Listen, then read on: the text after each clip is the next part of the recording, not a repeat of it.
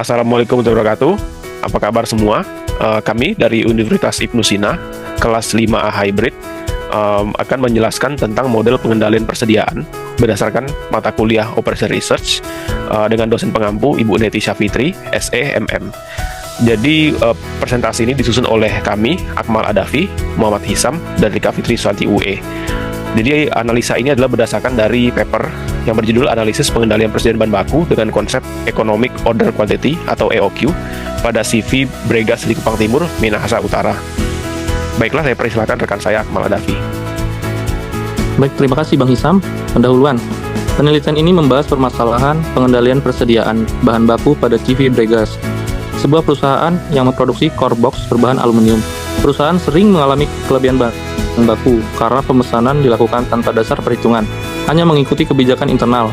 Hal ini menyebabkan produksi tidak efisien, biaya penyimpanan tinggi, dan pemborosan biaya pemesanan. Untuk mengatasi masalah tersebut, penelitian ini menerapkan metode Economic Order Quantity (EOQ) guna mengetahui jumlah pemesanan optimal yang dapat meminimalkan total biaya persediaan.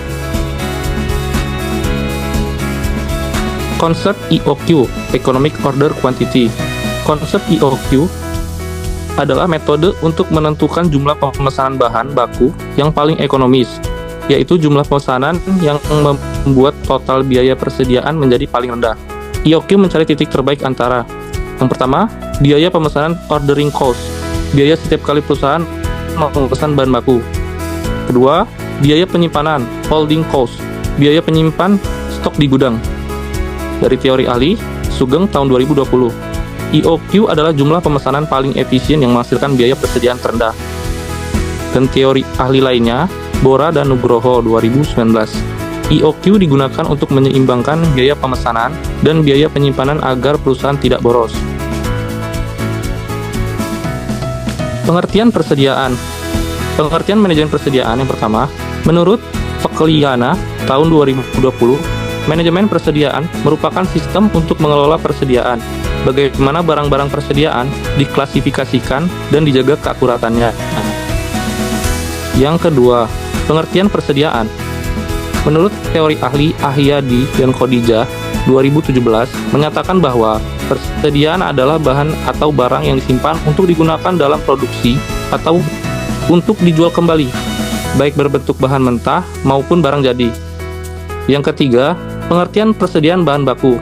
Menurut Aisyah dan kawan-kawan tahun 2020, persediaan bahan baku adalah bahan dasar yang dibutuhkan untuk proses produksi, yaitu bahan yang akan mengalami perubahan bentuk selama proses produksi. Baiklah, akan saya lanjutkan.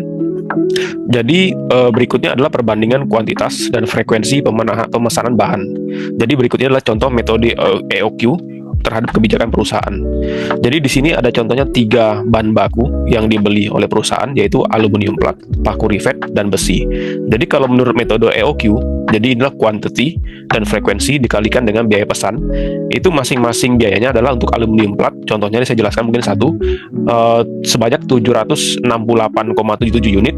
Itu adalah 4 kali pemesanan dikali 320.000, itu berarti 1.240.000. Nah, jadi diteruskan juga dengan cara yang sama untuk paku rivet dan besi. Jadi paku rivet itu biayanya berdasarkan metode EOQ adalah 640.000 dan untuk besi 960.000. Sementara kalau menurut kebijakan perusahaan, quantity dan frekuensi itu dikali dengan biaya pesan, itu adalah untuk aluminium plat yaitu adalah 400 unit. Jadi 8 kali pemesanan dikalikan dengan biaya 320.000 biaya pesannya.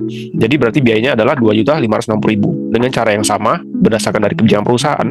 Jadi contohnya untuk paku rivet itu adalah 9 kali pemesanan, jadi total biayanya adalah 2.880.000 dan untuk besi dengan 5 kali pemesanan 1.600.000. Jadi kalau kita bandingkan selisih antara biaya-biaya antara dengan metode EOQ dan kebijakan perusahaan, itu untuk aluminium plat sendiri dengan metode EOQ itu kan lebih hemat 1.240.000 dan untuk paku rivet itu lebih hemat 2.240.000 dan untuk besi lebih hemat 640.000. Jadi contohnya kalau saya jelaskan untuk yang besi ini 960.000 untuk yang dengan metode EOQ, sementara untuk kebijakan perusahaan 1.600.000. Jadi 1.600.000 dikurangi dengan 960.000, jadi selisihnya adalah 640.000 ini. Nah, jadi berdasarkan tabel menunjukkan bahwa tabel di atas menunjukkan bahwa perusahaan selama ini memesan bahan baku terlalu sering frekuensinya dengan jumlah yang sedikit sehingga biaya menjadi lebih tinggi. Sementara itu dengan metode EOQ membuat pemesanan lebih jarang tetapi jumlahnya lebih besar sehingga biaya pemesanan jauh lebih hemat. Jadi metode EOQ lebih efisien dan lebih baik digunakan oleh perusahaan. Dan berikut ini adalah contoh tabel biaya pemesanan ordering cost dan juga tabel total biaya persediaan atau total inventory cost atau disingkat jadi TIC. Jadi untuk bahan baku totalnya adalah 7.040.000 untuk berdasarkan dari bidang perusahaan. Kalau untuk frekuensi berdasarkan EOQ adalah 2.810.000. Jadi kalau dibandingkan totalnya dengan biaya penyimpanan juga digabungkan, misalnya biaya pemesanan 7.040.000 ditambah dengan biaya penyimpanan ada 15.500, totalnya 22.640.000. Sementara dengan EOQ biaya pemesanan adalah 2.880.000 dan untuk biaya penyimpanan 5.265.000 dan totalnya adalah 8.145.000. Jadi bisa dibandingkan, ini cukup signifikan perbedaan biaya totalnya. Oke, lanjutkan dengan Ibu Rika.